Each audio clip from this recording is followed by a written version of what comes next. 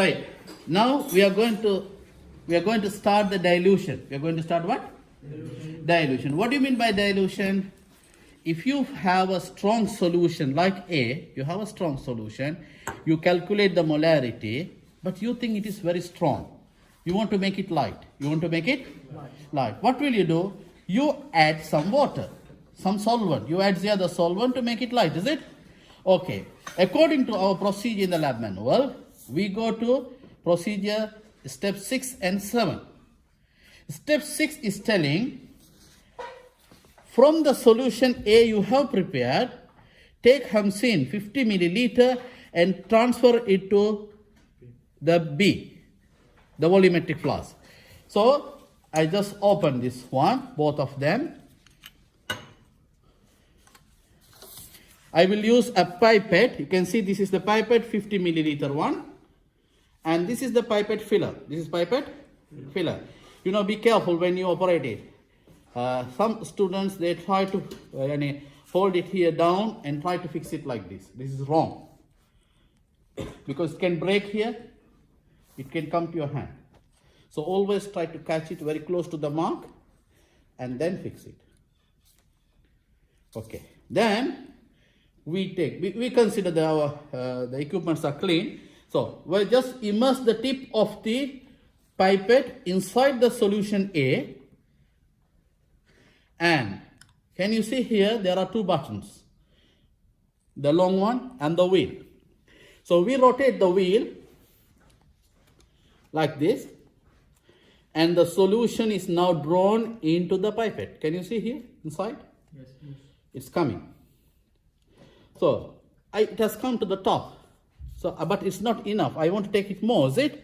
So how can I do it? I can press this middle button here and put this piston inside. Again, start. Okay, 50 milliliter. Where is the 50 milliliter mark here? You can see the mark here. Can you see here? There's a small line here. Yeah. In this place, you will see a 50 milliliter mark. So we go, take our solution to that mark. Now, this pipette is holding accurately 50 milliliter of solution A. Understood? And then we transfer that chemical into our new volumetric flask. How to release it? It's very easy. Just press the button here. You can press the button. So it's going down.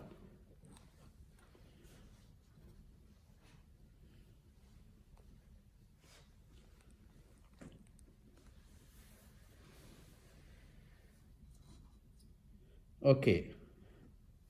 Almost we have transferred now. Now I'll ask you a question.